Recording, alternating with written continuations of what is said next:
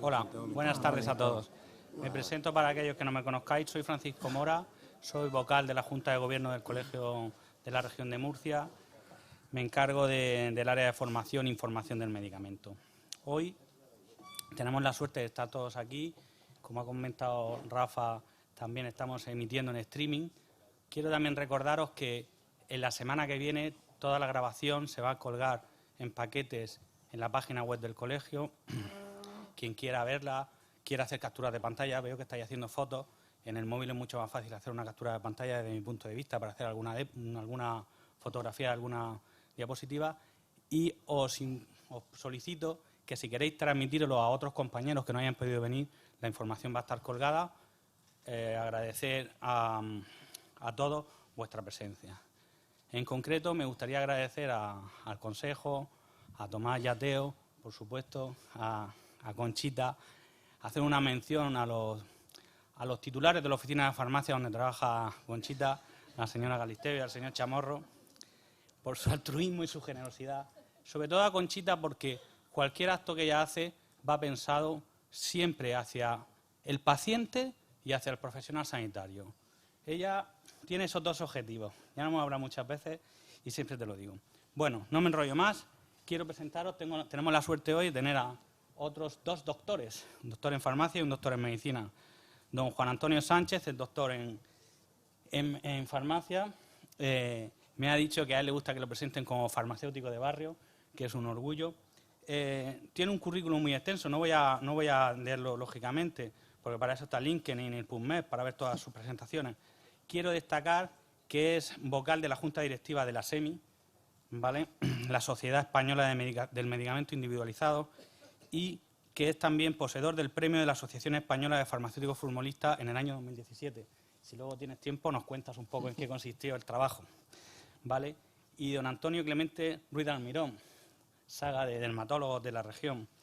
Se formó en la Escuela Granadina, aportó, si cabe, a la clínica al cambio en cuanto a procedimientos de última generación.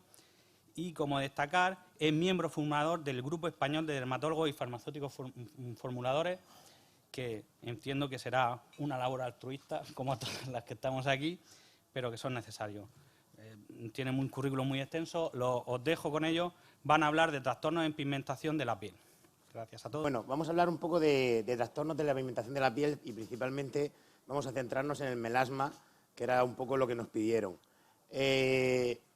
Cuando nos enfrentamos a cualquier paciente con manchas, lo primero que hay que ver es qué tipo de mancha tiene, ¿vale? Porque en función del tipo de mancha el tratamiento puede ser completamente distinto.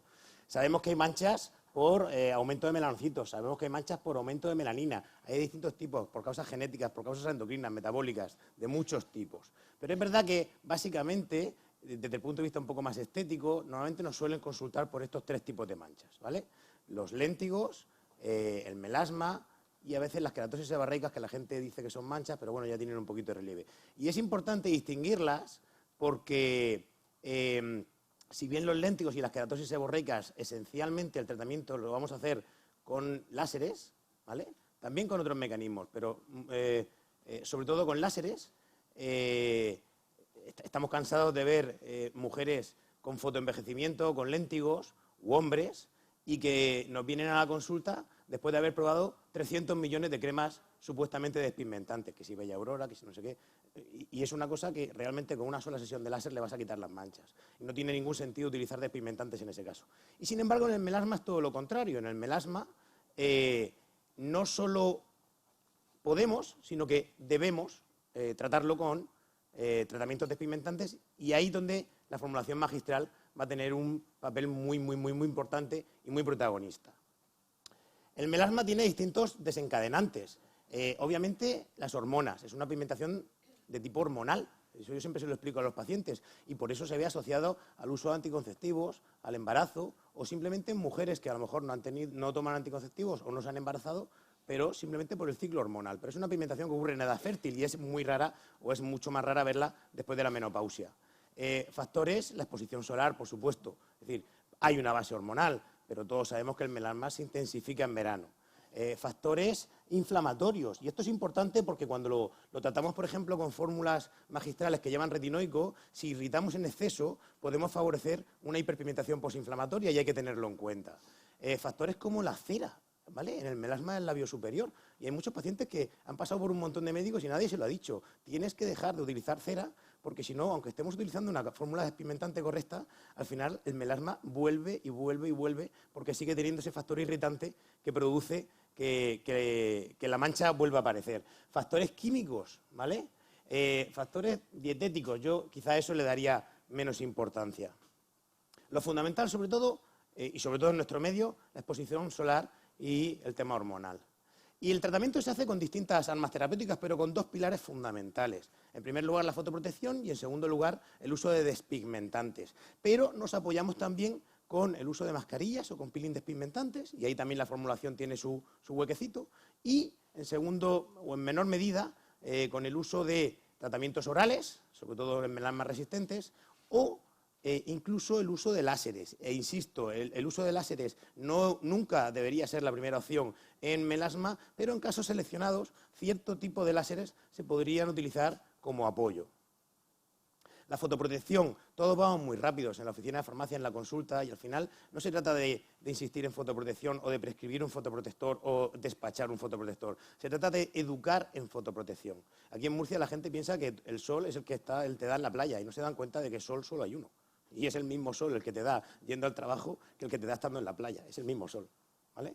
Entonces, hay que educar en fotoprotección. Hay que explicarles que fotoprotección no es ponerte el fotoprotector, es buscar la sombra. Un amigo mío dice que el fotoprotector es por si te da el sol, porque en realidad no te debe de dar, ¿vale?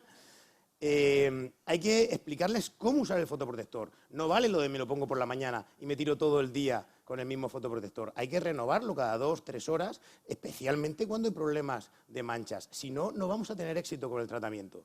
Hay que fotoprotegerse también cuando estamos en la oficina, ¿no? Mira, doctor, es que yo voy de la casa a la oficina y de la oficina a la casa. Ya, pero es que en la oficina hay pantallas, hay luces LED y hay trabajos súper bonitos que demuestran que las luces azules y violetas, fundamentalmente, que emiten los LEDs y las pantallas, estimulan la pigmentación incluso de manera más intensa que el sol.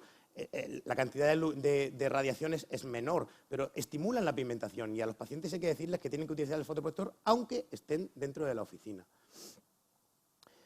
Y en segundo lugar, el uso de tratamientos despigmentantes múltiples en forma de mascarillas o de peelings, y lo que estaremos todos de acuerdo es que en el tratamiento del melasma ha habido un antes y un después desde que Albert Kliman publicara su famosa fórmula en 1975, ¿verdad, José Antonio? Pues sí. Bueno, en primer lugar, aunque me ha presentado Francisco, gracias por la presentación, presentarme un poco con mis propias palabras. Yo vengo de Madrid, soy farmacéutico y ejerzo mi tiempo entre la oficina de farmacia en la que trabajo, que cada vez, gracias a Dios, es más tiempo, en el Laboratorio de Formulación Magistral y en el Colegio Oficial de Farmacéuticos de Madrid, donde actualmente soy vocal. Después de esta pequeña presentación, volvemos con el señor Albert Montgomery Kliman. Y es que el señor Kliman supuso un antes y un después en el tratamiento del melasma. ¿Por qué? Porque fue el que propuso la combinación entre la hidroquinona, un corticoide y un retinoide para el tratamiento del melasma. Antes ya se utilizaban estos 3 componentes, la hidroquinona, los retinoides y el corticoide por separado, pero no existía la costumbre de hacerlo junto. Este señor, en 1975, en enero, publicó las ventajas de esta asociación. Y hoy, 40 y pico años después, yo ni siquiera había nacido cuando este señor había hecho esta publicación, seguimos hablando de ella como la principal alternativa en el tratamiento del melasma, no solo como formulación magistral, sino también como cualquier tipo de alternativa terapéutica. Esta composición concreta es la que él puso en ese artículo de enero de 1975. Pero lo que yo os voy a explicar a continuación es que sobre esta base se han ido haciendo y se siguen haciendo múltiples modificaciones en cada una de estas líneas, en cada uno de estos puntos, en función de las características del paciente. Quizás esta formulación que nos propuso Kliman en 1975 es un poco fuerte, porque os cuento, esta formulación tiene un problema para prescriptores, para farmacéuticos y para pacientes, y es que puede ser muy irritante. La hidroquinona es una sustancia moderadamente irritante, digamos que a la gran mayoría de los pacientes no les genera problemas, pero a pacientes con la piel un poco sensible sí que les produce irritación. El ácido retinoico es de por sí también irritante. Entonces aquí estamos combinando dos sustancias que por oxidarse muy fácilmente son irritantes. Y la dexametasona, bueno, en este caso uno de los motivos del corticoide es disminuir los efectos adversos de la hidroquinona y el retinoico, aunque per se, y aunque no con la fuerza de la hidroquinona y el retinoico, tiene cierta acción también disminuidora de la formación de melanina. Bueno, entonces, ¿qué es lo que vamos a hacer a continuación? Vamos a ver un poquito qué cambios se pueden hacer respecto a esta fórmula inicial que produjo o que propuso Klingman. Por otro lado, para los farmacéuticos, estas formulaciones tienen otra pesadilla, y es que se oxida muy fácilmente. La hidroquinona se oxida muy fácil ante la luz, se oxida muy fácil, sobre todo ante el oxígeno. Con el retinoico pasa 3/4 partes de lo mismo. Yo creo que incluso si haces la preparación y te quedas mirándola con mala leche durante 5 minutos, se oxida también. Entonces, yo recomiendo siempre, era broma, ¿eh? Bueno, yo recomiendo siempre no demorarse en la elaboración de la fórmula, es decir, no la hagamos contrarreloj, pero cuando nos pongamos en el morterillo con ella vamos a darle un poco de alegría, no nos vayamos por ahí mientras queda ahí la fórmula medio hecha, ni tampoco nos pongamos a la luz directa, mejor a la luz indirecta, para evitar esta oxidación, que es que además canta muchísimo, porque la hidroquinona empieza a ponerse amarillenta y el ácido retinoico empieza a ponerse pardo, y entonces, bueno, a mí me alegra que se note muchísimo, porque es un testigo de que se te ha oxidado, pero es algo con lo que tenemos que tener cuidado. Bueno, lo que os decía antes, respecto a esta fórmula inicial, que decía que es quizás muy irritante, sobre todo si es para la cara, porque tiene una dosis relativamente alta de hidroquinona, una dosis relativamente alta de ácido retinoico, hay diversas alternativas. En primer lugar, en la dosis. Se puede modificar, manteniendo esta composición, las concentraciones de cada uno de los componentes. En vez de un 5% podemos poner un 2,5 de hidroquinona. En vez de un 0,1% podemos poner un 0,05 o incluso menos. Y la dexametasona, bueno, la dosis puede estar más o menos bien. Aquí ya empieza el criterio de cada prescriptor. Vamos a ver la fórmula paso por paso. Mirad, vamos a hablar un poquito de las bases. No me voy a entretener mucho, pero me parece muy interesante. Yo hago dos criterios en las bases para la formación de emulsiones. Una es en función de su contenido en grasa y otra es en función de si su emulgente es iónico o no es iónico. Y os explico. El ungüento hidrófilo es una base de fase externa acuosa. Eso quiere decir que se retira muy bien, que es lavable, que es bastante agradable al tacto, pero le ocurre una cosa, hay varias composiciones de ungüento hidrófilo y en función de una u otra tiene entre un 45% y un 50% de grasa.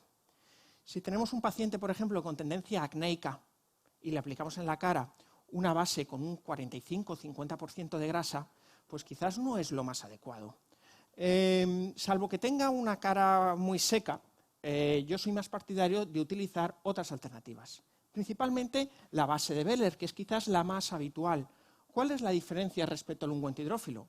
Bueno, pues que en vez de tener entre un 45 o 50% de fase grasa, tiene aproximadamente un 15, 16, 17% de fase grasa. Es decir, tiene un tercio de composición grasa. Para la cara es mucho más adecuada. Decía que uno de los factores que tenía en cuenta era la composición grasa y que el otro factor es si el emulgente es iónico o no iónico. ¿Qué significa eso? El ungüento hidrófilo, la base Behler, son dos ejemplos de emulsiones en las que el emulgente es iónico. Y eso significa, por un lado, que es un emulgente que aguanta, agradecido, en el sentido de que suele aguantar bien la emulsión, no es una emulsión que a la mínima que le pones una sustancia un poco reactiva se te licúa, pero tiene la parte mala de que si topamos con un paciente con la piel muy reactiva, le puede producir irritación. No hay nada perfecto en este mundo y generalmente cuando una base o cualquier cosa en la vida tiene una cosa buena, también tiene otra cosa mala. ¿Qué podemos hacer ante esos pacientes que tienen una piel muy reactiva? Pues cambiarles la base por una que tenga un emulgente que sea no iónico. Y aquí tenemos dos alternativas, esta y esta que me gusta mucho menos, pero también os la quería presentar y también, por supuesto, os diré por qué me gusta mucho menos. Uno son los cremageles. Los cremageles suelen hacerse con unos emulgentes, unos emulsionantes que no son iónicos. Y además tienen una palabra que le oí por primera vez al doctor Janvi, cosmeticidad. Es decir, son muy agradables al tacto y a la aplicación en la cara. Son en realidad una emulsión en la cual la fase externa acuosa está gelificada. Por otro lado, están las emulsiones glucídicas. Las emulsiones glucídicas tienen unos emulgentes derivados glucídicos, como dice el nombre, pero de glucósidos, pero que a mí me gustan mucho menos. ¿Por qué? Porque si se le meten sustancias muy reactivas, como puede ser la hidroquinona, como puede ser el ácido retinoico, pueden fácilmente licuarse al cabo de los días, o incluso desde el primer día. Por tanto, si ustedes prescriben alguna vez una emulsión glucídica que no tenga más de un 2% de hidroquinona, la pongo ahí por si alguna vez quieren tratar a un paciente con poca cantidad de hidroquinona, dándole una crema que sea muy cosmética, muy agradable, pero si le ponen concentraciones mayores del 2% de hidroquinona, es muy posible que se rompa con el paso de los días. Dentro de poco te dejo hablar, ¿eh? Esta es mi parte más... Bueno, por otro lado está la dexametasona. Bueno, la dexametasona está bien en esa concentración, pero la dexametasona tiene, según la bibliografía a la que recurramos, entre un 25 y 27 más de fuerza que la hidrocortisona. Entonces, si vamos a aplicar, por ejemplo, en la cara, que es donde aplicamos en una proporción muy alta de casos tratamientos para el melasma, pues podríamos recurrir a una hidrocortisona entre un 0,5 y 2,5%. El 2,5% de hidrocortisona va a tener una potencia parecida al 0,1% de hexametasona, pero podemos nosotros considerar que no es necesario poner mucho, muchas veces es suficiente entre un 0,5 y un 1% de hidrocortisona. Si no queremos aplicar corticoide, podemos sustituir por otras sustancias con actividad antiinflamatoria, como la indometacina. No va a ser tan eficaz porque antes os contaba que los corticoides tienen per se una ligera actividad contra la formación de la melanina, pero bueno, también contra el efecto de la irritación y la pequeña inflamación sí que puede ser eficaz. O la enoxolona, que también se llama ácido glicirrético porque es derivado del regaliz. Bueno, aquí vemos que ya sustituí el ungüento hidrófilo inicial por la base Behler. Aquí, por ejemplo, podemos elegir una hidrocortisona al 1%. Ya estamos haciendo modificaciones sobre esta triada de Kligman inicial en función de las características del paciente. ¿Qué ocurre con el retinoico? El retinoico es muy irritante. El retinoico va muy bien para el tratamiento del melasma combinado con la hidroquinona. ¿Por qué? Porque aumenta la velocidad de renovación del estrato córneo de la piel, con lo cual la zona hiperpigmentada se va más rápido, aparte de tener una ligera acción también directa sobre la tirosinasa. ¿Pero qué problema tiene? En pacientes es muy irritante.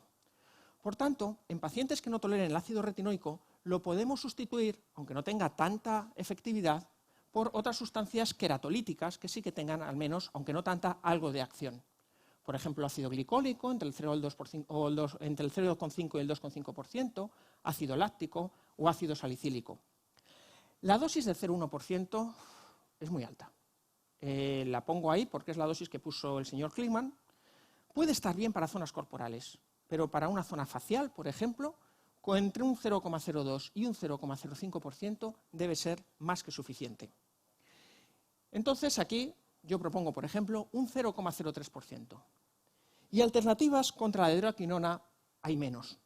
Pero a veces es necesario, porque el paciente tenga la piel muy, muy sensible, en cuyo caso se suele resolver poniendo concentraciones menores de hidroquinona. Pero también a veces, por ejemplo, porque la paciente sea una mujer embarazada, en cuyo caso la hidroquinona no se debe aplicar. En estos casos, o se sustituye o bien se pone en menor concentración y se complementa con otras sustancias que también actúan sobre la misma enzima llamada tirosinasa, que actúa en la formación de la melanina, pero que bueno, pueden complementar su acción, como son el ácido cógico, el ácido fítico, la arbutina o alguno otro como el tranexámico, del cual nos hablarás tú más adelante. Las concentraciones normales de hidroquinona oscilan entre el 2 y el 8%. Si es para la cara, entre un 2 y un 5%, más bien un 4%, entre un 2 y un 4%. Y si es para zonas corporales, pues podemos subir hasta entre el 5 y el 7 o el 8%. Y finalmente, la formulación se puede complementar con otras sustancias. Aquí he puesto, por ejemplo, vitamina C y vitamina E, que van a aumentar la regeneración de la piel y en el caso de la vitamina C también su acción antioxidante. Y ya termino, en estas formulaciones siempre un antioxidante. Salvo que utilicemos alguna base comercial que los tenga ya incluidos, si la base la hacemos nosotros o si utilizamos una base comercial que no lo contenga, tenemos que utilizar antioxidantes. En mi caso, por si a alguien le vale de referencia, utilizo butilhidroxianisol 0,01% y butilhidroxitolueno 0,03%. Y utilizo un envase Airless. Y alguno de ustedes puede estar pensando, ya, pero el Airless cuesta 2 euros más que un envase normal. Bueno, yo lo compro y le aplico el precio al paciente. ¿Por qué? Porque por experiencia sé que me da mejores resultados cuando le cobro 2 euros más al paciente y prácticamente no tengo devoluciones porque la crema sea de colorado, o en el sentido contrario, sea coloreado de marrón, a cuando por ahorrarle 2 euros al paciente y hacerle el favor y que le salga más barato, luego tengo un tanto por ciento de casos que porque el paciente lo mantiene mucho tiempo abierto o lo que sea, nos vuelve con quejicoso, enfadado, porque la crema se le ha tornado de un color marrón. Ya te dejo hablar. Ahora vamos a presentaros algunos casos clínicos para poneros un poco en situación de diferentes situaciones que podemos ver en la consulta. El caso típico de melasma sería una paciente como esta, ¿vale? Una paciente con una pigmentación extensa en mejillas, en frente, y que normalmente viene a la consulta después de haber intentado ahorrársela, habiendo gastado mucho dinero en un montón de cremas despigmentantes, ¿vale? Bueno, esa paciente lo primero que hay que hacer es un poco explicarle en qué consiste su patología, en qué consiste la cronicidad de la misma y que va a tener que hacer un tratamiento probablemente a largo plazo. El enfoque normal que solemos hacer nosotros es si la paciente desea hacer un peeling o una mascarilla despigmentante y poner esa fórmula de Klickman que hemos hablado, pero efectivamente yo coincido con José Antonio, si le mandas esa fórmula con un retinoico al 0,1%, la vas a liar en un porcentaje muy importante de pacientes seguro, ¿vale? Entonces, nosotros lo mandamos normalmente de inicio en 0,025 y luego ya en pacientes que ves que te lo van tolerando bien, vas aumentando la concentración. Siempre indicámonos, yo al final siempre os pongo el tema antioxidantes, cantidad suficiente, y eso entiendo que no es mi labor y eso es vuestra, y sí que especifico normalmente en la fórmula, aunque ahí no lo pone, prepárese en envase Airless. Coincido con él, al final la fórmula va a aguantar mucho mejor, normalmente el tratamiento de choque lo hacemos para un par de meses, y una fórmula bien hecha con un envase Airless normalmente aguanta bien los 2 meses, pese a que muchos pongáis lo de la caducidad de un mes. Aguanta bien, pero hay que prepararla, bueno, con esas pautas que nos está dando José Antonio. Con eso se puede conseguir un tratamiento, bueno, bastante interesante, ¿vale? No sé si ahí no se aprecia mucho, pero un resultado bastante interesante. Después hay que explicarle a la paciente que el melasma va a tender a volver. Todo el mundo quiere un tratamiento mágico o que le hagas el láser para que se le quiten las manchas y no vuelva a aparecer, pero eso no es así. Y después hay que hacer una terapia de mantenimiento. Ahí os pongo 3 de las fórmulas que yo suelo utilizar como terapia de mantenimiento. Sabéis que el potencial atrofogénico del corticoide en general está disminuido en gran parte por el uso concomitante del retinoide, es decir, no hay que tenerle tanto miedo. Pero bueno, en general utilizamos una fórmula con corticoide durante un periodo de 2 meses de forma de choque y luego intentamos utilizar fórmulas o bien sin corticoide, como pongo ahí, asociando otros principios despigmentantes como puede ser el cógico, o bien utilizando una hidrocortisona que se puede utilizar de forma más segura a medio plazo. Y si vemos una paciente como esta es una paciente que aparte de nos viene a la consulta porque tiene esa base de pigmentación, esa base de melasma, y tiene un acné activo, y como le ocurre a muchas pacientes que tienen melasma, el acné activo, que es una acné hormonal, le deja una hiperpigmentación en cada una de las lesiones. Con lo cual, al final, su problema era que quería tratar la pigmentación, quería tratar el acné y esas hiperpigmentaciones posinflamatorias que aparecían después del acné, porque además se casaba en 10 meses. ¿Qué podríamos hacer, José Antonio, en este caso? Bueno, pues una de las opciones que nos permite la formulación magistral es tratar simultáneamente varias afecciones que tenga el paciente. Por ejemplo, tratar, como es el caso que vamos a poner aquí, que nos has mostrado, un melasma en un paciente que tiene acné. Por ejemplo, con clindamicina. Es decir, la clindamicina es un antibiótico, quizás junto con la eritromicina, el más empleado en el tratamiento del acné. Y no es tan infrecuente, al menos por lo que yo he visto, ver pacientes que tengan ambas patologías. En esos casos lo que suele hacer el dermatólogo es añadirle alguno de estos 2 componentes. Yo he puesto 3 a propósito para desaconsejar uno de ellos porque me he encontrado recetas así que ahora os los enseño. Una opción es la clindamicina. La clindamicina tiene la ventaja de que no hay que utilizar alcohol. Esto para los farmacéuticos. Entonces, al no tener que utilizar alcohol, pues reseca menos la crema que se haga. ¿Qué ocurre? Pues que, desgraciadamente, están apareciendo resistencias. a la clindamicina menos, a la eritromicina más. Y la eritromicina también puede ser una buena opción entre el 2 y el 4%. El peróxido de benzoilo me gusta menos, fijaos, os cuento por qué. La hidroquinona y el ácido retinoico son dos sustancias muy reactivas porque se oxidan fácilmente. El peróxido de benzoilo es una sustancia muy reactiva. ¿Por qué? Porque oxida muy fácilmente. Estamos mezclando dos sustancias que se oxidan fácilmente con una que oxida fácilmente. Y yo recibo con cierta frecuencia prescripciones con hidroquinona, retinoico y peróxido de benzoilo. Ojo, una cosa es que no me guste y otra cosa es que yo pueda comprender quizás algún caso extremo. Paciente que ha desarrollado resistencia a clindamicina y eritromicina y no queda más remedio. Pero bueno, a los dermatólogos que estáis aquí presentes, por esta cosa farmacéutica os digo que salvo esos casos que veis que no hay otra salida, combinar hidroquinona y retinoico con peróxido de benzoilo no suele ser una elección muy buena. Por este tema de estabilidad y luego porque, claro, la hidroquinona irrita, sumamos el retinoico que irrita y aunque pongamos un poquito de antiinflamatorio, ponemos el peróxido de benzoilo que también irrita. Entonces yo lo dejaría como opción última. En esta paciente hicimos eso, hicimos una combinación de una fórmula de Klintman parecida con clindamicina, sin el corticoide, perdón, como la que acaba de poner José Antonio. Pero como además quería un resultado, quería una solución un poco más definitiva para su acné a largo plazo y se casaba en 10 meses, recordémoslo, lo que hicimos al final es mandarle isotretinoína por boca y eso al final nos va a limitar, como sabéis, un poco el uso de ácido retinoico de forma tópica, porque al final las pieles con isotretinoína están un poquito más sensibles y si bien a veces yo he utilizado fórmulas utilizando el retinoico y la tretinoína al 0,01, pues quizá hay que buscar una alternativa o bien en esos pacientes que están con isotretinoína o bien en pacientes, como ha dicho antes José Antonio, que tengan pieles que previamente han presentado reacciones a tratamientos con hidroquinona con ácido retinoico. ¿Se puede tratar el melasma sin utilizar esos componentes?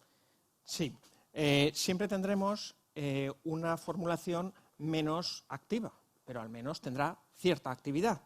Es como elegir entre no poner nada o poner dos, pues vamos a poner uno, que es mejor que no poner nada.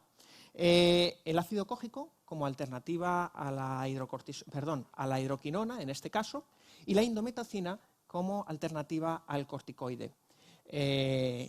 Ahora bien, en estas pieles tan sensibles puede que nos interese especialmente hidratarlas. Entonces, lo que sí podemos hacer sin problema es añadir a la formulación, antes hablaba en un ejemplo anterior de la vitamina C y la vitamina E, pero también podemos añadir sustancias que sean hidratantes. Por ejemplo, alantoína al 1%, un hidratante maravilloso desde mi punto de vista, o aceite de rosa mosqueta o al 10%, o el ácido glicólico. El ácido glicólico al 8% es un gran hidratante, no obstante ya sabéis que a concentraciones un poquito mayores empieza a ser exfoliante. De ahí que yo ponga si creemos que la piel lo tolera. Si creemos que el paciente tiene una piel tan reactiva que incluso esta sustancia al 8% le puede generar algún tipo de problema de irritación, pues nos quedamos con cualquiera de estas dos alternativas anteriores. Pues muy interesante y además me lo apunto para mandarlo. Otro caso, por ejemplo, esta paciente. Esta paciente nos viene porque tiene ese melasma, sobre todo centrado en el labio superior, pero si os fijáis, también tiene una base de bastante fotoenvejecimiento. Era joven, pero le gustaba tomar el sol, o le había gustado tomar el sol, y si os fijáis tiene muchos léntigos y mucho fotoenvejecimiento. Y aquí se nos plantea una disyuntiva, y es realmente el tratamiento del fotoenvejecimiento, sabemos que lo vamos a hacer con láser, pero al mismo tiempo, si disparamos así de forma indiscriminada un melasma con láser, a veces podemos incluso empeorarlo o hacer rebote.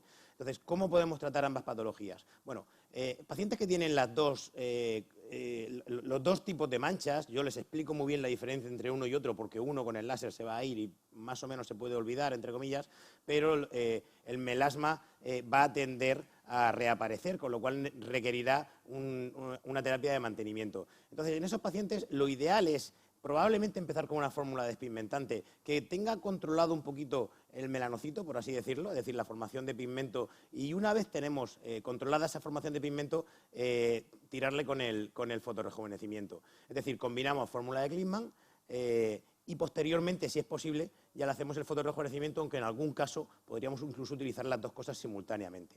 Así conseguimos un aclaramiento súper importante de todo el fotoenvejecimiento, una piel más luminosa, una piel más bonita, pero fijaros que en la zona del melasma ni siquiera le disparé con la luz pulsada, ¿vale? Es decir, en la zona del melasma, acaso hecho, no le disparé con la luz pulsada, porque además en ella no tuve la oportunidad de pretratar con fórmula de Klingman, sino que directamente se lo hicimos al mismo tiempo, como hemos dicho.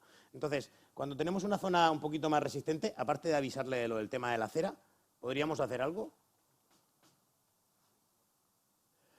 Bueno, pues ahí podemos recurrir a una mascarilla. Aquí ponemos una mascarilla que tiene un 8% de hidroquinona, un 0,03% de ácido retinoico y un 1% de resorcina. Y acá abajo ya tendréis los farmacéuticos la presentación disponible, aunque también viene en la bibliografía, está la composición de la mascarilla caolínica. Muy bien, pues fantástico. Haciendo eso, bueno, y sobre todo con el tema también, comentándole la cera, pues ya conseguimos un resultado un poquito más global, ¿no? Ya le mejoramos tanto el melasma como el fotoenvejecimiento, pero además le avisamos que tenía que seguir manteniéndose para el tema del melasma. Y otro casito, ya lo ha comentado antes José Antonio un poco. ¿Qué pasa si nos viene una paciente embarazada? Y esta misma semana, por ejemplo, tenía una paciente que, doctor, me he quedado embarazada y tenía su melasma. No quiero que se me disparen las manchas, porque al final sé que el melasma en el embarazo puede empeorar, me quedan 9 meses de embarazo. ¿Qué es lo que podemos hacer? ¿Le decimos que no hay manera de tratarlo o le podemos mandar alguna cosilla? Pues parecido a cuando teníamos la piel ultrasensible, que tenemos que renunciar a determinados componentes. Los retinoides, todos tenemos clarísimo que en personas embarazadas ni de lejos. La hidroquinona también está clasificada como potencial teratogénico y el corticoide tampoco está recomendado y no es corticofobia, salvo que sea realmente imprescindible y muy evaluado en casos de embarazo, al menos para el tratamiento del melasma. Entonces, para el tratamiento del melasma, ¿qué nos queda? Fundamentalmente el cógico, el glicólico y el acelaico. Del ácido acelaico no hemos hablado hasta ahora, pero es una molécula a la que se suele recurrir cuando hay problemas, sobre todo con la hidroquinona. Se suele emplear entre el 15 y el 20%. Yo lo odio, como muchos farmacéuticos, pero si ustedes los dermatólogos lo prescriben, lo elaboramos. ¿Y por qué lo odio? Porque para incorporar, me pasa con moléculas, también con el peróxido de benzoilo, pero ya, de trabajar con ellas hay algunas a las que quieres y otras a las que odias. El ácido acelaico, para incorporarlo en una formulación hay que meterlo en agua casi hirviendo. Y es una gaita. Pero, oye, somos profesionales y si el dermatólogo considera que es necesario poner acelaico por los motivos que he puesto antes, se hace sin problemas y ya está. También estoy pensando en alguna, por ejemplo, para la inflamación, no he puesto alternativa a los corticoides, porque esto podría ser como queratolítico, una alternativa a los retinoides, el ácido acelaico a la hidroquinona, y como antiinflamatorio pues se podía poner un poquito de ácido glicirrético, enoxolona, al 0,5% aproximadamente. Conmigo tendría suerte porque tampoco me gusta mucho el ácido acelaico, a pesar de que funciona para, en teoría, para acné, para rosácea, como despigmentante, realmente yo no he tenido muy buena experiencia con él. Pero sí que es verdad que tendríamos estas dos opciones. La que mandé este miércoles fue la primera, ¿vale? La fórmula clásica con cógico un poquito más elevado, glicólico en una base de Biller, y le dije a la paciente, vamos a utilizarlo, es menos potente que una fórmula despigmentante tradicional o de las que una fórmula de Klingman, pero por lo menos que te tengamos controlado un poquito junto con la fotoprotección. Y bueno, tenemos menos potencia, pero bueno, si os fijáis, las manchas, aunque están ahí, están más controladitas. Y en hombres no hemos hablado, pero realmente a veces vemos melasma en hombres. Y en hombres realmente no está muy claro el por qué se produce, porque los factores hormonales en principio están menos presentes o no deberían estar, pero sí que normalmente cuando vemos un melasma en hombre, a veces lo vemos en la frente, pero es muy típico ese paciente, es decir, melasma con un hombre con melasma muy extenso en la zona del pómulo. Además, en mi experiencia, son melasmas más resistentes. No sé si porque al final los hombres no nos fotoprotegemos tan bien como las mujeres, o por qué motivo, pero es cierto que en mi experiencia no van tan bien. Hay que tener cuidadito. En ellos a veces incluso sí que me planteo el uso del láser como ayuda, ¿vale? Y lo pongo muy entrecomillado porque nunca es mi primera opción, pero a veces le digo, mira, este tipo de manchas no se trata con láser, pero a veces como una ayudilla para eliminar el componente superficial sí que podemos hacerlo. Y también podemos hacer, o también suelo utilizar alternativas como el ácido tranexámico, que por supuesto no solo en hombres, pero sabéis que es una de las novedades más importantes en cuanto a tratamiento del melasma.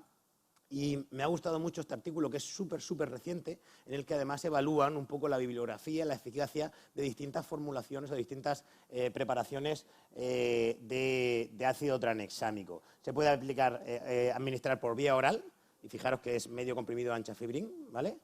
Se puede administrar por vía tópica o se puede administrar por micropunción, por vía transdérmica. Los trabajos, en principio, parecen demostrar que la vía tópica y transdérmica, bueno, parece que es eficaz, pero no todos demuestran significación estadística cuando lo comparan frente a vehículo. Pero el tratamiento por vía oral sí que claramente es eficaz. Y ojo, que no es la panacea que muchos venden, o por lo menos en mi experiencia. Es eficaz, pero es eficaz en algunos pacientes, en otros no nos sirve. Yo a este paciente al final lo que le hicimos es, le hicimos un poco de láser, le pusimos ácido tranexámico por vía oral y le pusimos esa formulita que yo, desde que salieron los trabajos con ácido tranexámico tópico, a veces tiendo a no usar un ácido tranexámico simplemente en una base de Biller, pero sí que es verdad que lo he incorporado a mis fórmulas habituales y bueno, pues si ayuda, pues eso que nos llevamos. Esto es lo que conseguimos con él. Fijaros que tiene la zona un poquito irritada porque la habíamos dado con la luz pulsada.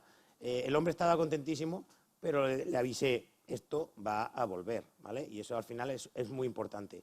Yo en los pacientes con melasma, además, una cosa que les digo siempre, y no entiendo por qué normalmente los médicos, y a lo mejor me vais a crucificar, no mandamos despigmentantes en verano.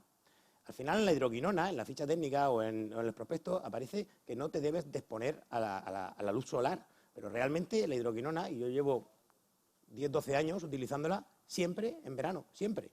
Lo que pasa es que lo tienen que utilizar de forma adecuada, es decir, utilizar la fórmula despigmentante por la noche y con una fotoprotección adecuada por la mañana. Y si se usa bien, realmente nunca, jamás he tenido ningún problema. Es decir, la diferencia, o sea, lo de ponerle al paciente una fórmula despigmentante en invierno y en verano decirle, olvídate, ponte fotoprotector, eso ya lo hacen todos. Si quieres marcar la diferencia, tienes que hacer algo diferente y probablemente sea controlar el melasma con una fórmula despigmentante, incluso en verano, pero educándole bien en fotoprotección, como decíamos antes. Y en brazos. En brazos a veces vemos estas pigmentaciones también, ¿verdad? Que a veces se asocian, no sabemos muy bien por qué salen, a veces que si el uso de perfumes, ¿vale? Pero estas pigmentaciones aparecen. En brazos el tema está que, como hemos dicho antes, bueno, pues podríamos forzar un poquito las concentraciones, ¿vale? Yo en cara no mandaría un ácido retinoico a concentración elevada, 0,1, a no ser que sea un paciente que ya me haya demostrado que tolera muy bien el retinoico y en cuyo caso le voy subiendo la concentración para utilizarlo incluso como crema anti-aging.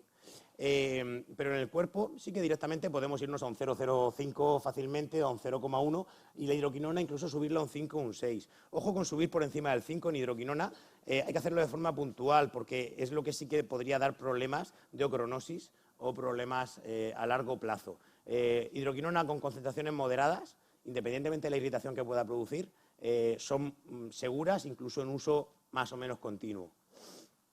Y una pregunta, José Antonio, ¿se podría formular esto en algún excipiente apto para grandes superficies? ¿Se me ocurre una espuma? Supongo que no. ¿Alguna emulsión corporal tipo body base? ¿Una emulsión muy fluida para que sea extensible, que no sea una crema muy...? Lo que se podría hacer es una base Beller rebajada un poquito más, si es posible, en fase grasa, pero no mucho más. Vale. Porque la hidroquinona el problema que tiene es que si no tiene ahí un emulsionante potente, rompe la emulsión fácilmente. Muy bien, anotado también. Bueno, se pueden conseguir resultados también interesantes. En mi experiencia, para conseguir esto, se tarda más en el cuerpo que en la cara. En la cara se consiguen resultados bastante rápidos, en el cuerpo hay que ser bastante constante en la aplicación. ¿Cositas en estudio? Bueno, la diapo anecdótica. Estas son moléculas acerca de las cuales están saliendo estudios. Están saliendo estudios prometedores, pero no pongo las dosis, sabiéndolas, muy a propósito. Ahora os las voy a decir, pero os digo porque no las he puesto. No las he puesto porque no quiero inducir a su prescripción todavía. Mira, antes el vocal nacional, Teo Hidalgo, ha comentado que en Madrid hemos hecho varios encuentros entre el Colegio de Farmacéuticos y la EDV, farmacéuticos y dermatólogos, y me tocó también hablar en una de ellas, en el año 2015, de la hiperpigmentación. y también puse una diapositiva de moléculas en estudio. Ahí estaba el ácido tranexámico. Y bueno, ya se estaba empezando a mirar sobre todo la dosis de 250 miligramos 2 veces al día y dije lo mismo que ahora os digo a vosotros. No me atrevo a recomendarlo, os digo que se está estudiando y luego resultó que salió. Pues estas son las que se están estudiando ahora y lo digo desde un punto de vista anecdótico, pero no para inducir a su prescripción, que por ejemplo la melatonina se está probando por vía oral a una dosis de 3 miligramos una vez al día y también tópica. Tópica se está probando, creo que una dosis de 5% al 5% en emulsión 2 veces al día. El glutatión reducido se está probando a dosis de 200 miligramos tomado vía oral una vez al día y creo que también al 2% por vía tópica. Y la cisteamina se está probando al 5% por vía tópica. Son casos en los que, como os comentaba, está empezando a haber bibliografía con resultados buenos. Pero de momento esa bibliografía, desde mi punto de vista, la considero insuficiente como para poder recomendarla como una opción terapéutica más. Lo que pretendo con esta diapositiva es transmitir la idea de que el tratamiento principal sea una combinación que propuso un señor hace 45 años, no es un arte estanca la formulación magistral. Van saliendo nuevas alternativas y se va estudiando constantemente nuevos posibles principios activos que entren a formar parte del arsenal terapéutico.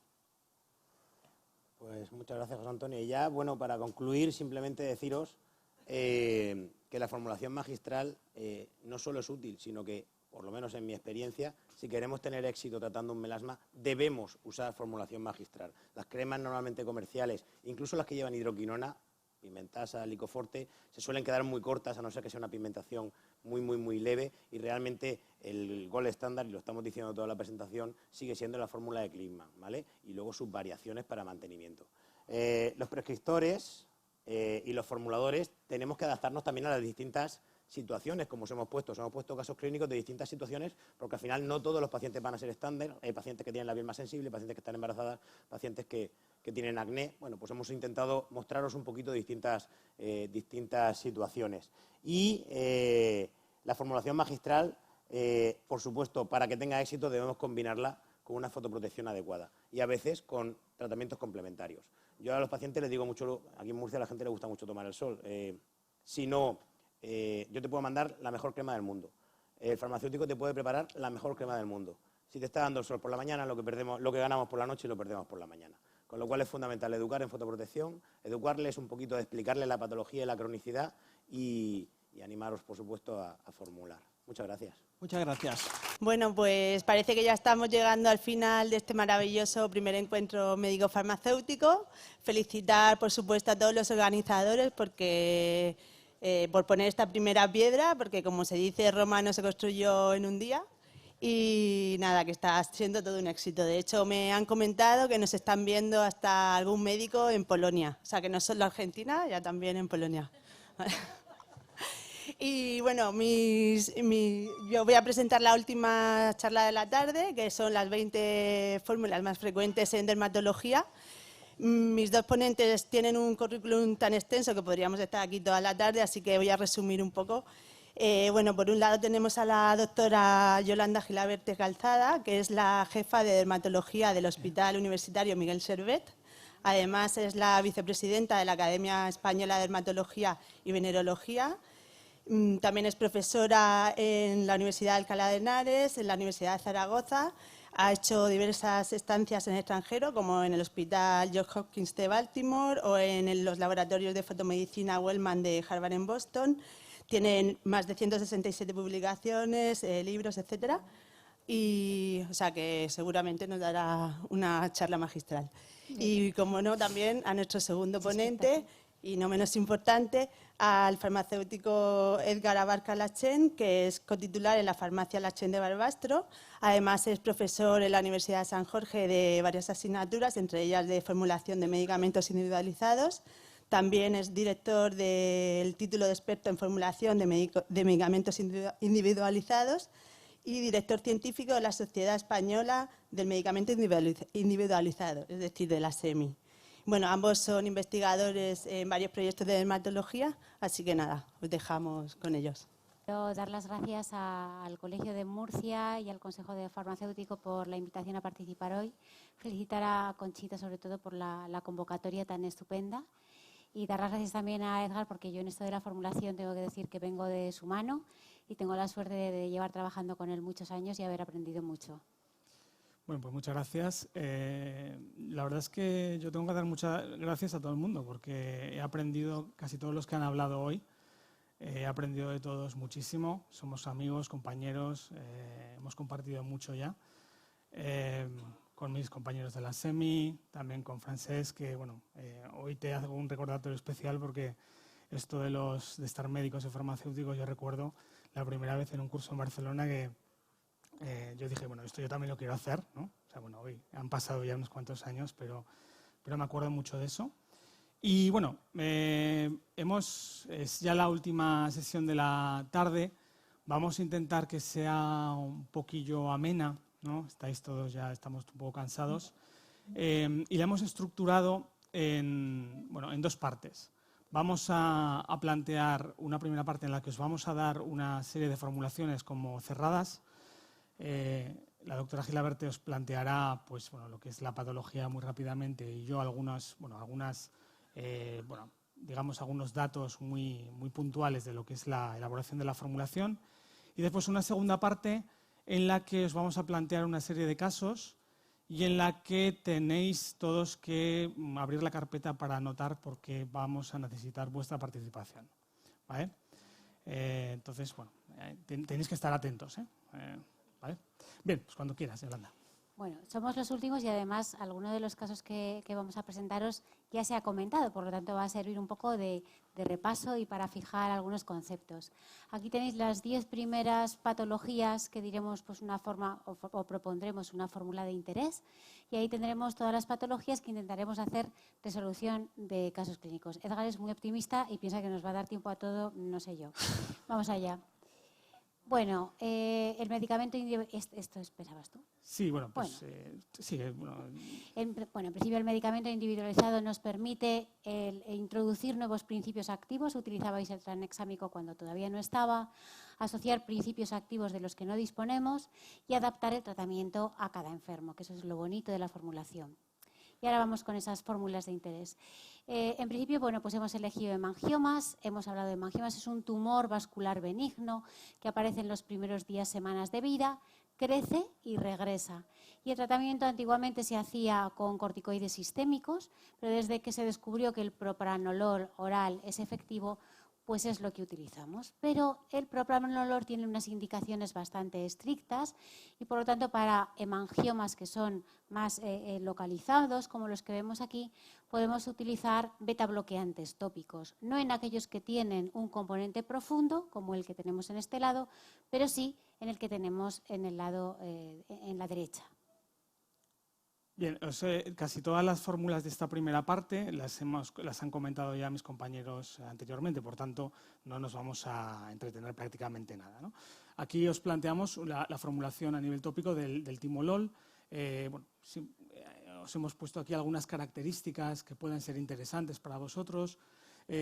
Pues sobre todo la posibilidad de poderlo elaborar gelificándolo, ¿no? Tendremos que usar siempre un conservante. Y bueno, esa es la gran diferencia entre usar un timolol gelificado y formularlo a usar un colirio directamente, por ejemplo, ¿no? Que chorrea, que a veces no puede. Con esto podemos en todo momento graduar la aplicación localizada de ese medicamento en el área de aplicación. Sí que sería bueno, porque cuando se utilizan las gotas de colirio, se utiliza 1 o 2 gotas según la edad del niño, mañana y noche. En este caso sería bueno que los padres tuvieran algún recipiente para dosificar pequeñas dosis, porque aunque la absorción del timolol no es grande, pero puede haberla. Sí, ya existen, de hecho, envases que podemos ya graduar la dosis exacta por pulsación, por ejemplo. Así que eso me parece muy interesante. Bueno, pasamos a otra patología dermatológica muy frecuente, el líquen planoral. Es una enfermedad inflamatoria como el eczema o como la psoriasis. Realmente la prevalencia es menor, hasta un 1% de la población. Sobre todo se presenta en adultos y se caracteriza por esas pápulas pequeñas que nosotros llamamos poligonales y que son muy pruriginosas. Las muñecas, la cara anterior de muñecas, es una de las localizaciones típicas y afecta tanto a la piel, pero también a otras estructuras como las uñas, el pelo y las mucosas. Y ahí es donde estamos un poco huérfanos para tratamiento. Sí, aquí planteamos una posibilidad de formulación, que es la combinación de un clobetasol con un clotrimazol en un excipiente adhesivo oral, y ponemos esta puntualización de que se pueda adaptar, porque dependiendo de la manifestación de la patología podemos ir añadiendo unos activos u otros, ¿no? También, simplemente pues, unas características. En todo momento hemos puesto algo que siempre nos suelen demandar los dermatólogos y que a mí me parece interesante que vayamos intentando poner, que es un poco un precio orientativo a veces de lo que puede ser la formulación, ¿no? Sí, es interesante. El líquen puede tener esta forma más leucoplásica y aquí el añadir a esa fórmula que tenemos ahí ácido retinoico puede ser muy conveniente. Sin embargo, cuando tenemos un líquen erosivo, que es muy doloroso, el añadir productos como la lidocaína o como el ácido hialurónico a la fórmula que tenemos ahí también puede ser muy interesante. Y interesante también el uso sobre todo del excipiente adhesivo oral como excipiente de elección frente a lo que puedan ser geles, adhesivos orales. Es decir, que el excipiente adhesivo oral es el excipiente que más nos va a garantizar la adhesividad y lo que es la permanencia del medicamento en esa zona. Alopecia areata, se ha hablado aquí, es un tipo de pérdida de pelo localizado, suele aparecer bruscamente, se presenta tanto en niños como en adultos y tiene un origen autoinmune que puede ser desencadenado por estrés o puede estar asociado a enfermedades autoinmunes, sobre todo de tipo tiroidea. Si tenemos placas localizadas en el cuero cabelludo, decimos que se trata de una alopecia areata en placas. Si desaparece todo el pelo del cuero cabelludo, decimos que es una alopecia areata total. Y si se pierde también el pelo de otras localizaciones, estamos ante una alopecia areata universal. Y quizás cuando la alopecia areata afecta a las cejas y a las pestañas, es cuando tenemos más dificultad para tener un producto para tratar. Que es la posibilidad de formular el latanoprost. Y que algo que me parece muy interesante es pues, la posibilidad de gelificarlo, de hacerlo de que tenga cierta consistencia y también el uso de pues, pinceles para pincelar y localizar lo que es o intentar minimizar al máximo lo que pueda ser la extensión del producto fuera de la zona de aplicación en cejas y pestañas. Exactamente, porque ya se ha dicho, personas con ojos claros van a poder oscurecer ese iris o oscurecer la zona del párpado o tener una atrofia de la grasa de la zona. Por lo tanto, aplicarlo de la forma más dirigida posible. La esclerosis tuberosa es una genodermatosis autosómica dominante en la cual existe una alteración en esta vía molecular de mTOR, por la cual estos pacientes van a hacer este tipo de lesiones llamadas amartomas en múltiples órganos, entre ellos, por ejemplo, el riñón, la piel o el sistema nervioso. La tríada característica serían angiofibromas, son esas pápulas rosadas que aparecen en mejillas, en nariz, epilepsia y en algunos casos, no en todos, retraso mental. El tratamiento sistémico para estos pacientes, sobre todo cuando hacen sintomatología neurológica o tumores renales, es el sirolimus oral, pero también utilizamos el sirolimus o rapamicina, que es lo mismo, formulado tópicamente para tratar los angiofibromas. Este es un artículo, un ensayo clínico donde se comparaban varias concentraciones, porque al principio empezamos con concentraciones del 0,4%, pero comparado el 1% con el 0,1%, el 1% era mucho más eficaz. Por eso es la concentración que ahora utilizamos. Sí, y de hecho por eso hemos puesto ese rango de concentración. Inicialmente había literatura al 0,4%, ahora ya es al 1%. Interesante pues, que sepáis también que bueno, pues el vehículo de elección siempre tiene que ser un vehículo graso, la vaselina normalmente, ¿no? Y como principal inconveniente también está el tema del precio, ¿no? Que es un principio activo caro. Recordad que es fotosensible y por eso siempre se debe aplicar por la noche.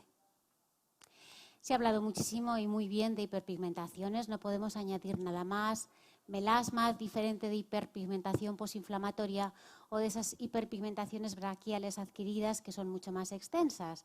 Entonces, en esas situaciones donde desde luego no podemos utilizar los despigmentantes que tenemos comercializados porque saldría demasiado caro, podemos tener formulaciones como las que ya se han dicho. Edgar, ¿puedes Sí, aquí comentar? quizás, bueno, entramos quizás en algo de bueno, no sé si de contradicción, porque, bueno, José Antonio, habéis comentado la espuma. Yo también tengo a veces cierta reticencia a usar espumas en activos como puede ser la hidroquinona por su alta, bueno, pues porque se oxida rápidamente. Entonces, un vehículo que está insuflando aire, pues desde luego es como poco algo ilógico, ¿no? Pero en todo caso también que sepáis que es una posibilidad que se tiene siempre y cuando juguemos sobre todo con caducidades muy cortas.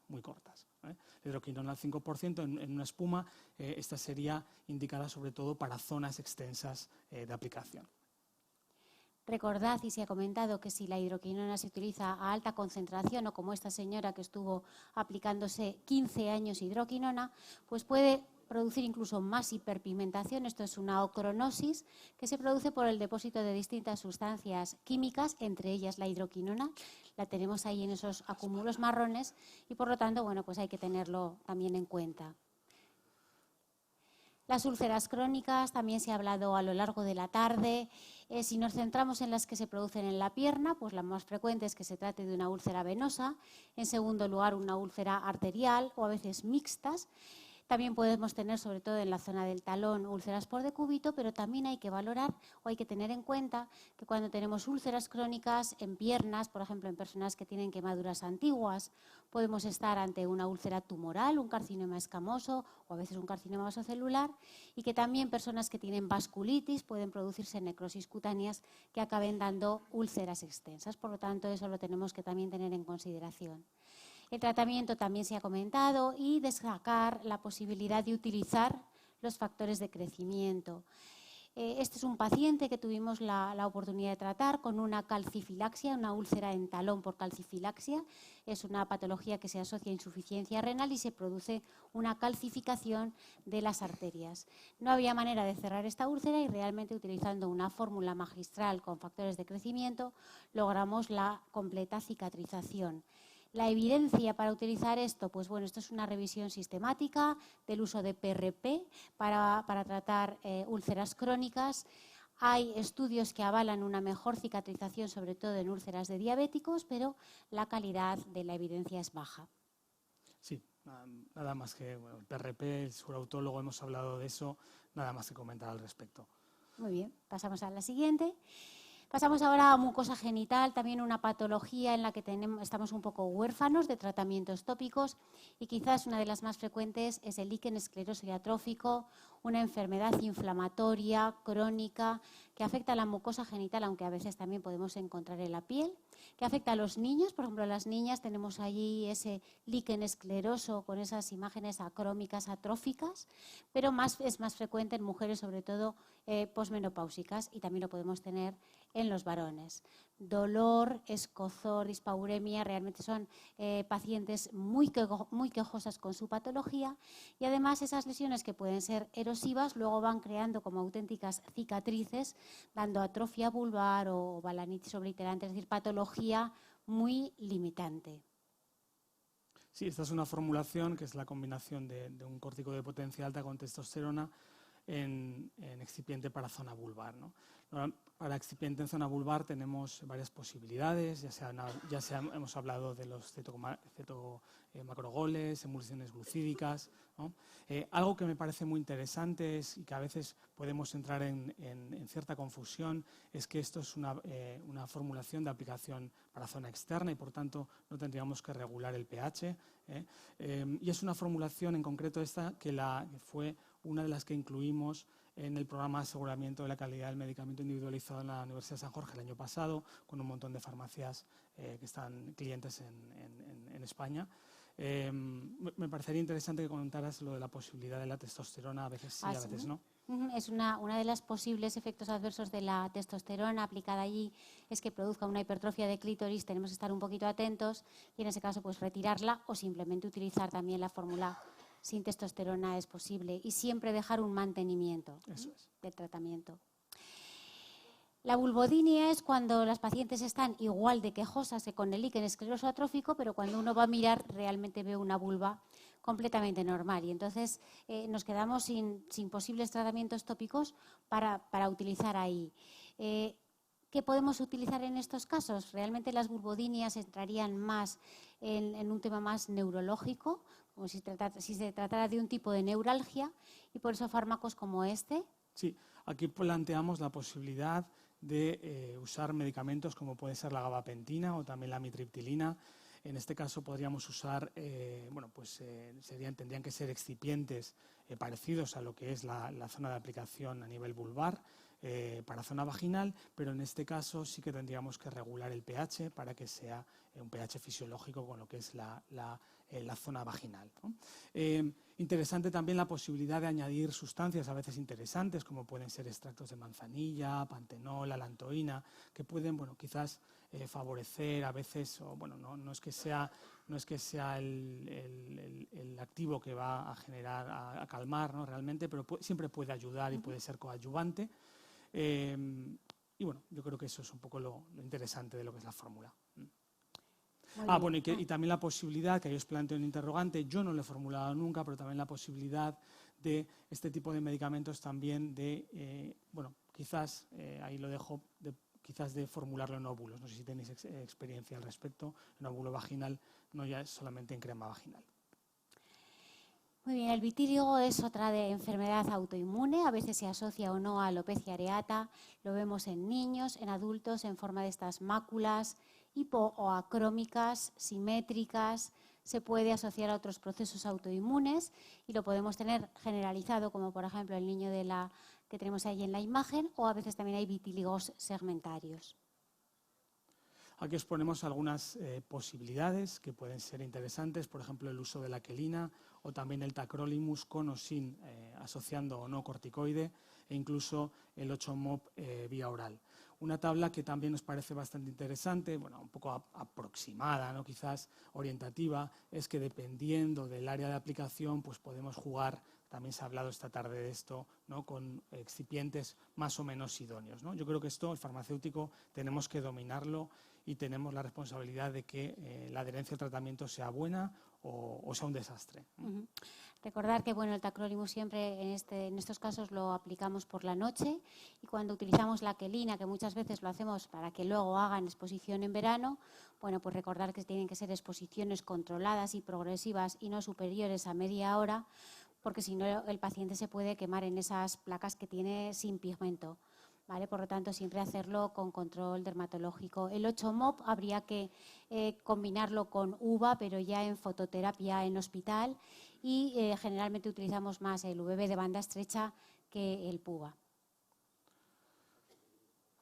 Bien, y aquí os planteamos una posibilidad que puede ser la formulación de monobenzona al 20% en una crema base Biller.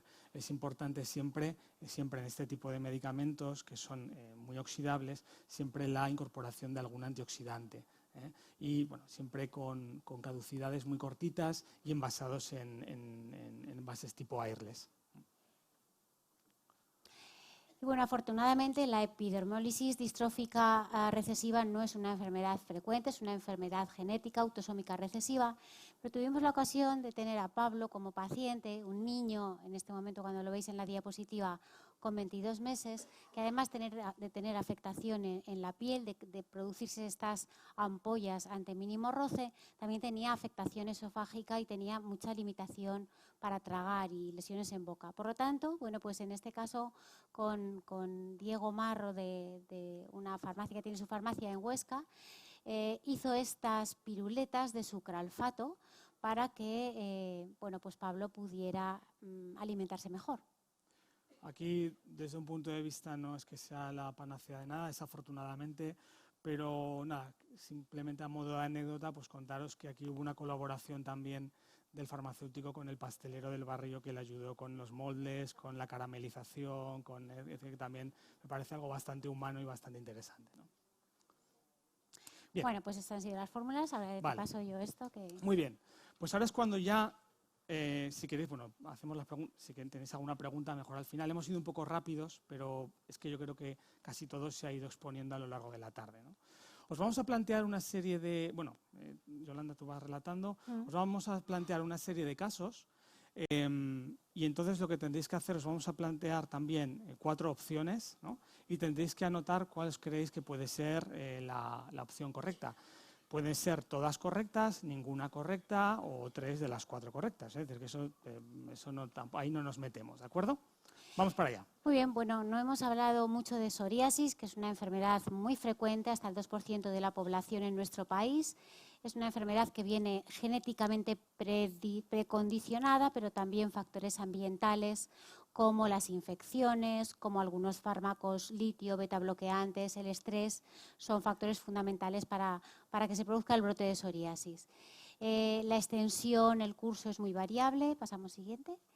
Ya veis aquí algunas de las formas clínicas, la más típica, el psoriasis de codos y rodillas o psoriasis en placa, la psoriasis en gotas, que sobre todo se asocia a brotes de amigdalitis o brotes infecciosos. Menos conocida es la psoriasis inversa, porque es una psoriasis que no es hiperqueratósica, es húmeda y sobre todo la tenemos en los pliegues. El psoriasis pustuloso, que tampoco es una imagen clínica muy típica en palmas y plantas, y luego tenemos formas totalmente generalizadas, la psoriasis eritrodérmica. ¿Qué sustancias utilizamos tópicamente? Pues en primera línea tenemos los corticoides, bien sea solos, bien combinados con derivados de la vitamina D como el calcipotriol, o bien los análogos de la vitamina D solos. En segunda línea tendríamos el retinoide, el tazarotén lo teníamos comercializado y ya no lo tenemos, y los reductores como el alquitrán y el ditranol, pues la verdad es que huelen mal, son incómodos, manchan la ropa y tampoco se utilizan mucho. Y por supuesto algo que siempre tienen que hacer los pacientes con psoriasis es hidratación, o sea, utilizar emolientes y queratolíticos para las placas hiperqueratósicas. Aquí tenéis 2 ejemplos de psoriasis de cuero cabelludo, quizás una localización más huérfana de cara a tener tratamientos comercializados. Y como hay veces que tenemos placas que son mucho más inflamatorias y menos hiperqueratósicas, o como tenemos allá placas muy hiperqueratósicas con menos inflamación.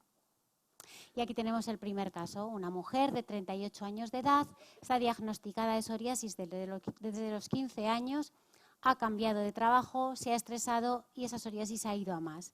Y tenéis allí una intensísima hiperqueratosis tremendamente adherida en cuero cabelludo, así que vamos a ver qué podéis darle.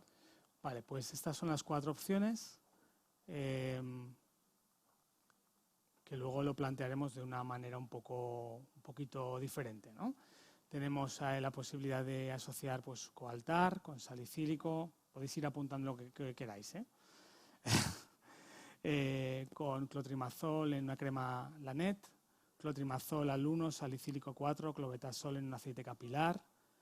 Esto sería lo que pueda ser la formulación de un champú, o incluso pues, un ictiol, o sea, hacer una brea con salicílico, clotrimazol en espuma capilar. ¿De acuerdo? ¿Bien? ¿Vais tomando nota? Bueno, vamos, seguimos. Bueno, ahora tenemos otra de las localizaciones y esta todavía es más huérfana que la del cuero cabelludo, el psoriasis ungueal. Clínicamente puede ser diferente, pueden ser simplemente unos pequeños mínimos pits, pero tenemos también las manchas en aceite, son manchas amarillas que aparecen en la parte distal, hiperqueratosis subungueal, hemorragias en astilla, y luego muchas veces es un signo de que hay una artropatía subyacente. Y este es un caso un poco abandonado, por decirlo de alguna manera, una mujer de 33 años, esquizofrénica, abuso de alcohol, fumadora, en fin, no se cuida mucho. Y ya ves que tiene estas placas hiperqueratósicas en los dedos y además esas uñas tremendamente engrosadas. Por lo tanto, tenéis que buscarle una fórmula sí o sí y hacer que se la aplique además. Y os planteamos estas 4 formulaciones. Un clobetasol al 0,5% en laca de uñas, un clobetasol al 8% en solución acuosa, clobetasol al 8% en laca de uñas o clotrimazol, clobetasol salicílico en crema base Lanet. ¿Vale? No apunta nadie, Yolanda. Está todo aquí, ¿no? Muy bien. Está todo aquí. Bien. Vale. Todo aquí. Después hay examen, o sea que, bueno, en fin, va.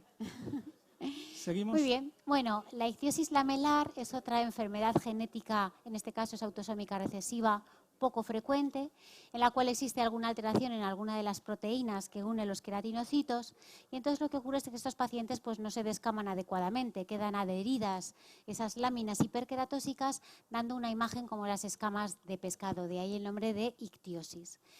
Hace unos años se empezó a utilizar tópicamente la N-acetilcisteína, que todos lo conocemos muy bien como mucolítico, pero también es un medicamento, es una sustancia que disminuye la proliferación en los queratinocitos, de ahí la eficacia en la ictiosis lamelar.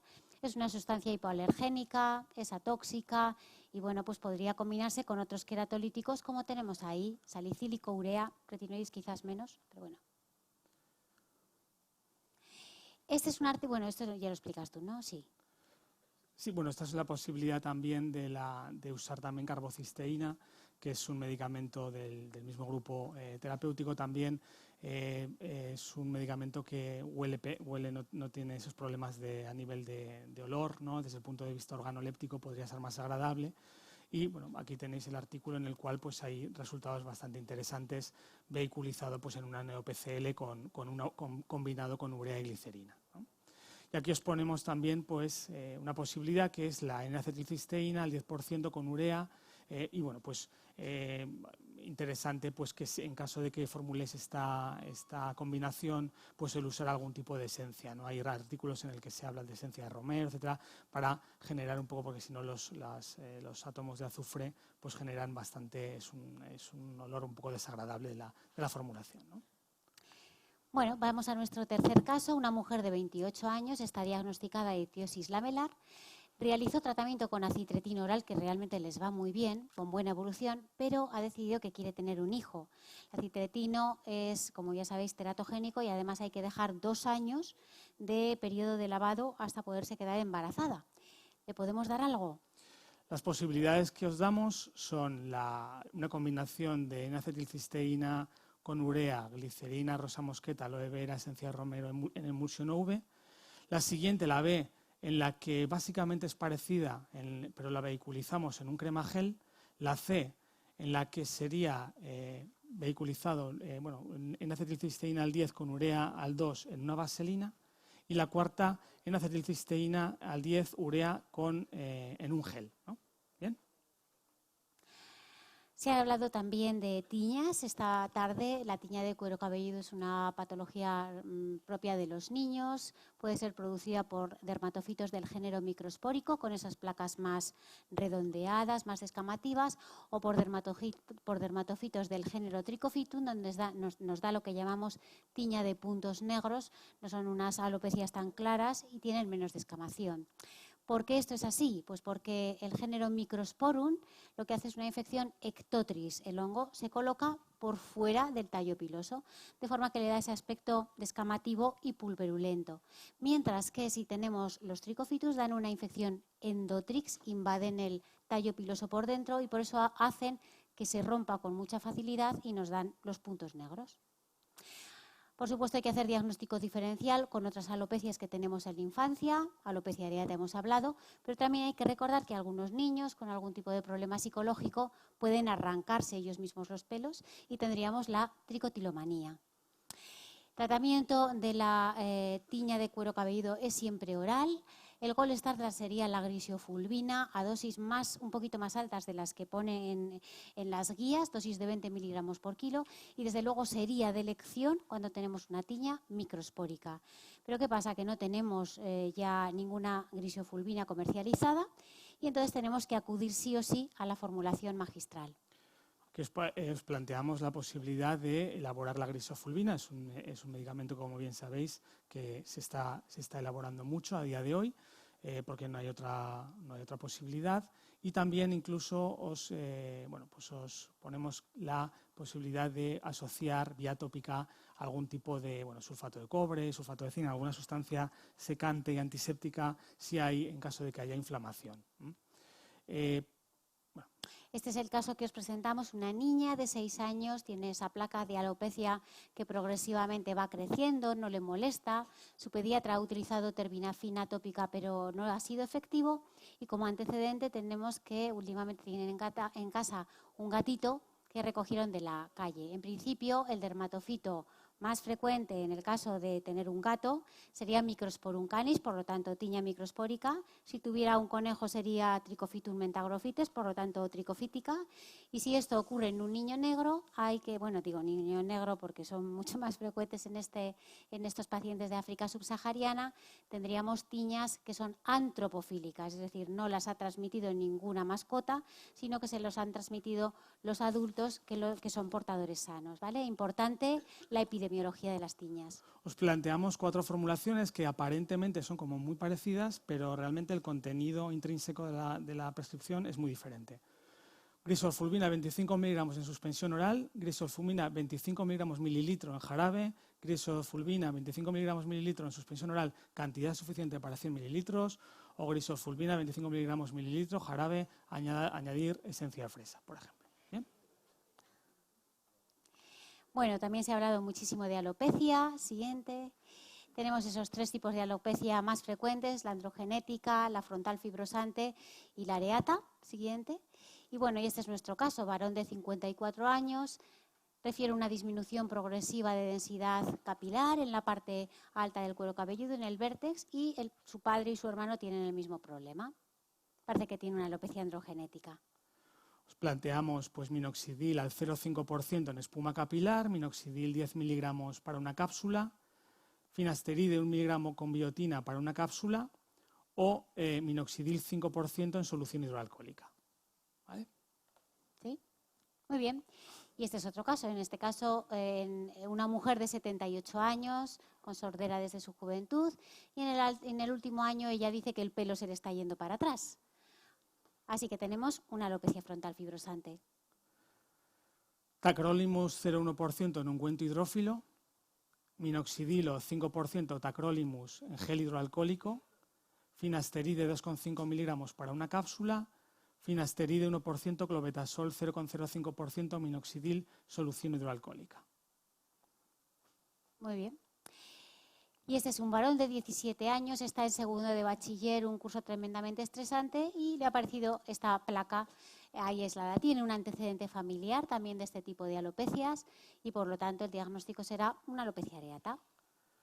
Minoxidil al 2%, clobetasol en base espuma capilar, hidrocortisona 1%, minoxidil, solución hidroalcohólica, minoxidil al 5%, clobetasol 0,05%, ácido retinoico en gel hidroalcohólico, minoxidil 2, clobetasol 0,05, ácido retinoico 0,05, solución hidroalcohólica.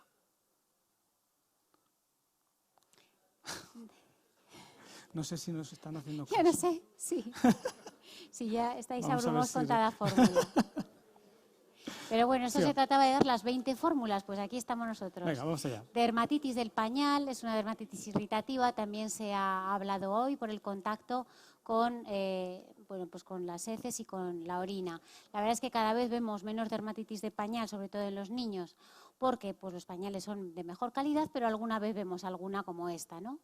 Ya veis aquí, esto es un lactante de 6 meses que tiene una dermatitis del pañal muy extensa, con afectación de pliegues, con lesiones satélites, es decir, esto huele también mucho a cándida, y había hecho tratamientos múltiples con el pediatra, con antifúngicos, con antibióticos, sin mucho resultado.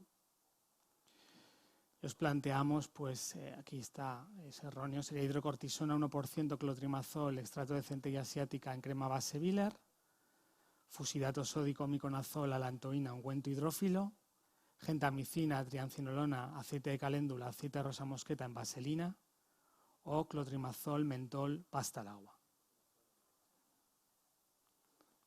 Aftas, otra patología que también estamos huérfanos en cuanto a productos comercializados, son úlceras que aparecen en la mucosa oral y o genital. Tienen 2 características. Una es el aspecto, son lesiones de centro blanquecino y halo eritematoso. Y la segunda particularidad es la localización, ya que están siempre localizadas en mucosa que no está adherida a hueso. Son recurrentes, son dolorosas y se pueden asociar a otros procesos autoinmunes, a enfermedad celíaca, a enfermedad inflamatoria intestinal. Y vamos a ver un caso, por ejemplo, Pablo, 25 años, que tiene aftosis de repetición.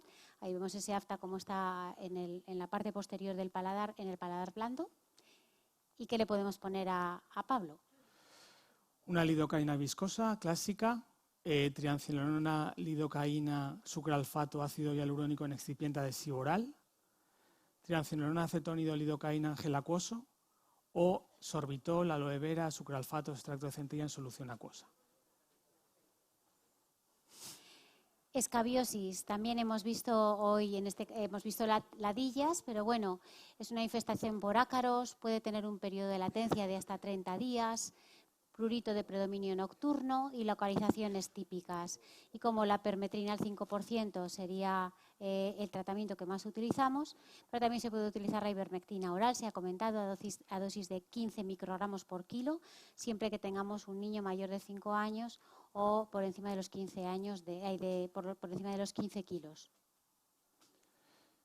Una posibilidad sería la combinación de permetrina al 5 con un corticoide, incluso asociar algún antibiótico como la gentamicina y sustancias que sean cicatrizantes, emolientes, como el aloe, calmantes, aloe vera, ¿no?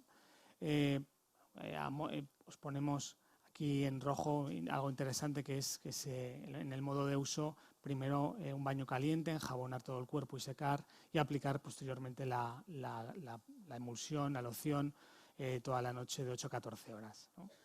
Y también tenemos la posibilidad en escabiosis tratamiento oral con el uso oral de la ivermectina. Realmente para eliminar el Sarcoptes, pues con la permetrina o con la ivermectina sería suficiente, pero lo que ocurre es que estos pacientes cuando llegan a la consulta tienen su escabiosis y además, bueno, pues una eczematización y unas lesiones muy extensas, de ahí el asociar otras sustancias como son antibióticos y son corticoides. Bueno, pues permetrina al 0,5, hidrocortisona, gentamicina, lantoína, aloe vera en espuma. Permetrina al 5, hidrocortisona, gentamicina, lantoína, aloe vera en solución hidroalcohólica. Permetrina 2, hidrocortisona 1, gentamicina 0,1, lantoína 0,5, aloe vera o en gel. O permetrina al 5, hidrocortisona 0,5, gentamicina 0,1, lantoína, aloe vera en emulsión UV. Dermatitis seborreica, muy frecuente, la podemos ver en los lactantes, que es diferente de la del adulto, puesto que muchas dermatitis seborreicas del lactante acaban siendo dermatitis atópica.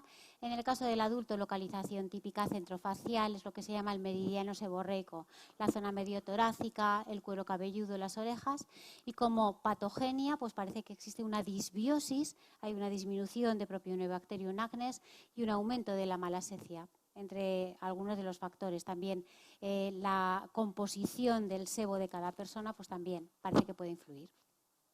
Y esta es una mujer de 45 años, mejora en verano, empeora con el estrés y tenéis la típica imagen de eritema y descamación en surcos nasogenianos, por ejemplo. En la que proponemos clotrimazol con tacrolimus en crema base Biller, clotrimazol con prednicarbato en vaselina, clobetasol. Pues bueno, son B. A, B, C y D, disculpadme porque sí. La C sería clotrimazol, prednicarbato en emulsión glucídica y clobetasol, ketoconazol en loción de calamina, ¿vale? Y a veces es más dificultoso porque hay pacientes que tienen cuadros mixtos rosácea dermatitis seborreica. Bueno, la imagen que tenéis aquí es más de una rosácea pura, que es una enfermedad inflamatoria del folículo, donde gérmenes como el Demodes folliculorum es uno de los protagonistas, aunque también, quizás ya no tanto últimamente, pero hubo unos años que estuvo muy de moda la asociación de rosácea con Helicobacter pylori. Hay 3 formas clínicas fundamentalmente, la telangiectásica, la papulopustulosa, que sería la que tiene esta paciente, o también la forma más de rinofima. Y las localizaciones mejillas, nariz, perioral, ocular, en los párpados también podemos tener.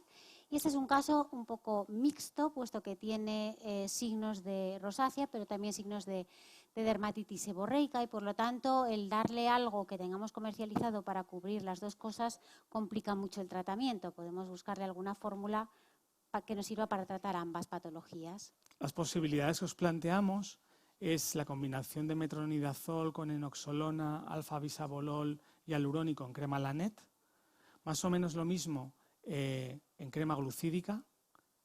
La C, que sería metronidazol en crema gel, o la D, que sería metronidazol con clindamicina, hidrocortisona, clotrimazol en espuma facial. Presentaremos una aplicación que... ¿Sí? Bueno, pues sí.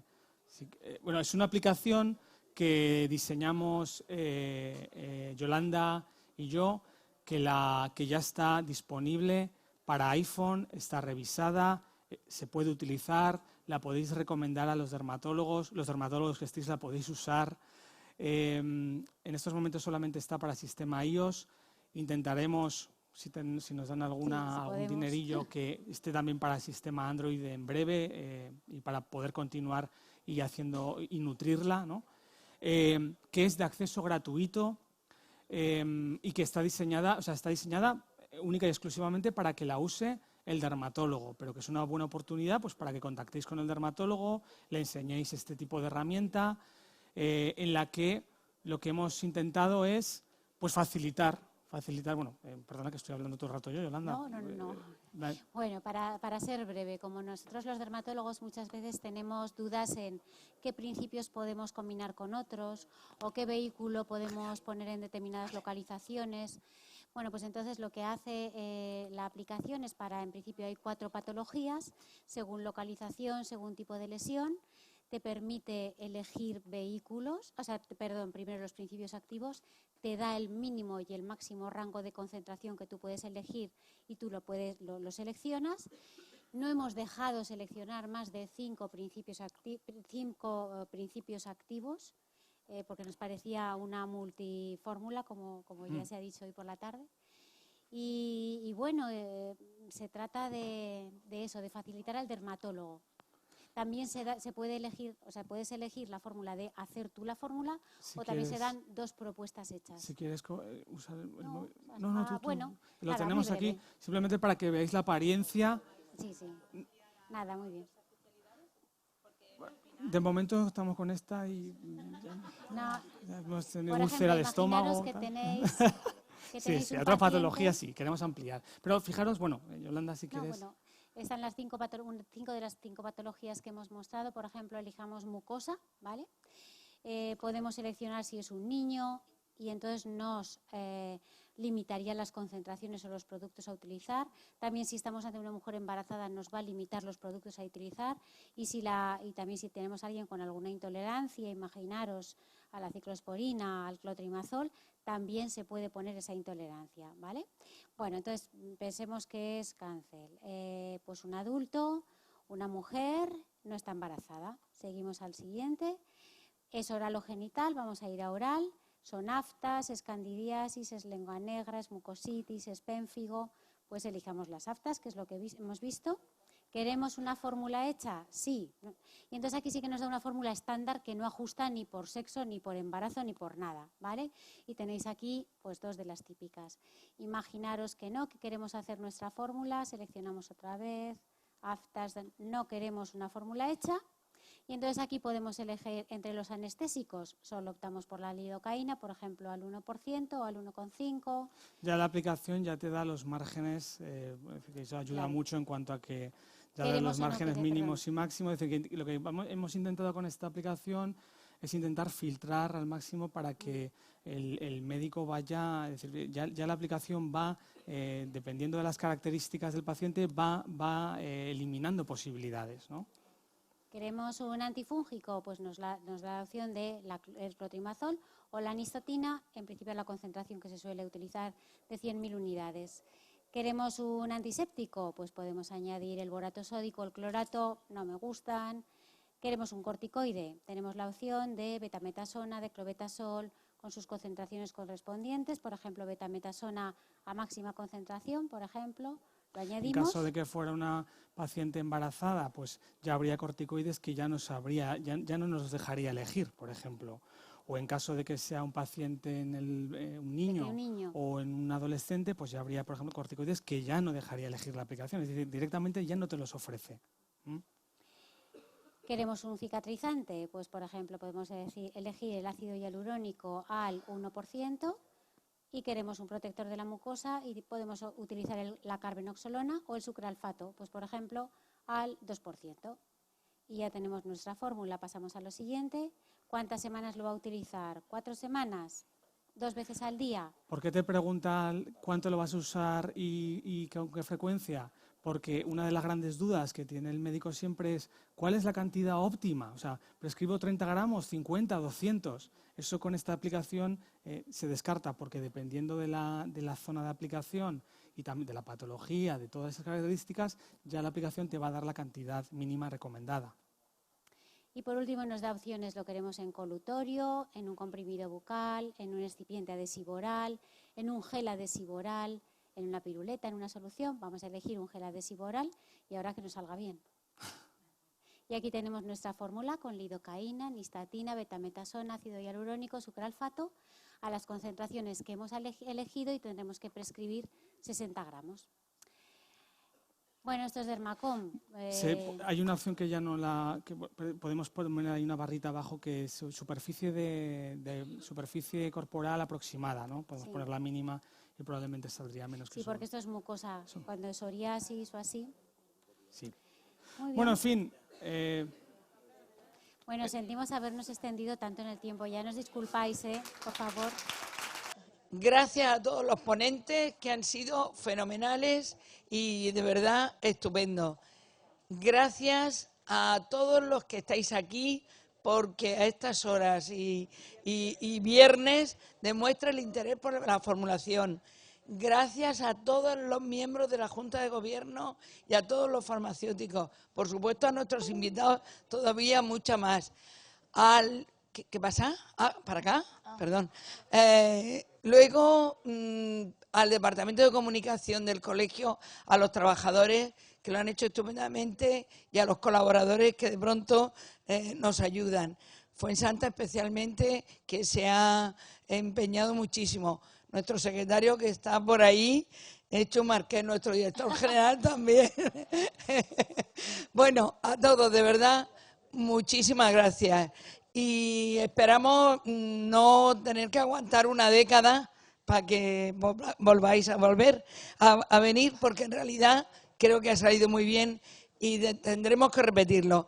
Conchita, tú cierras, hija. Nada, yo solamente, suscribir, Isabel ya le ha dado las gracias a todos y suscribo sus palabras y yo también quiero dártelas a ti y a todo el equipo de verdad que ha trabajado conmigo para que esto haya sido posible y gracias a vosotros por la acogida también que le habéis dado y bueno, pues yo creo que a seguir trabajando por la formulación, a seguir con los prescriptores, que yo creo que es la vía de trabajo y la línea de trabajo que debemos de llevar.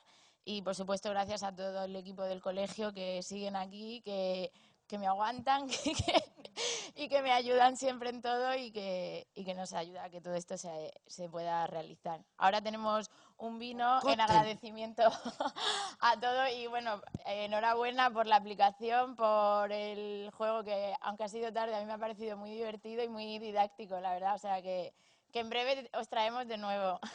No os escapáis. Bueno, muchas gracias.